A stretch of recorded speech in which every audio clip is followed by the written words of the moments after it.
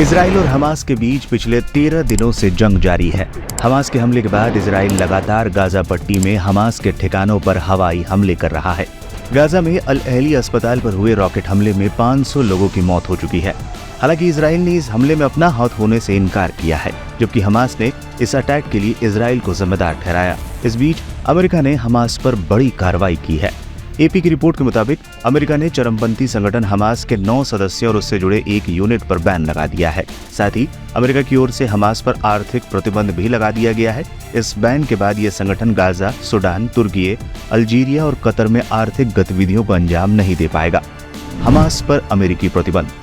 अमेरिकी financial department ने बुधवार को ईरान समर्थित फिलिस्तीनी समूह हमास से जुड़े 9 लोगों और एक यूनिट के खिलाफ आतंकवाद से संबंधित प्रतिबंध लगाने का ऐलान किया है। अमेरिका की ट्रेजरी सचिव जेनेट येलेन ने एक बयान में कहा कि हमास ने बच्चों सहित इजरायली नागरिकों का क्रूर नरसंहार किया है। इसी के मद्देनजर अमेरिका हमास के फाइनेंसरों और सुविधा देने वालों को निशाना बनाने के लिए ये कार्रवाई कर रहा है। ISIS से भी बदतर है हमास, बाइडेन।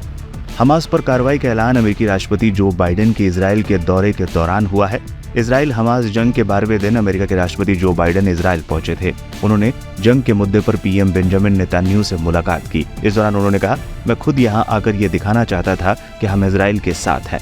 हमास ने बेरहमी से इजराइल के लोगों का कत्ल किया है, वो ISIS से भी बदतर है।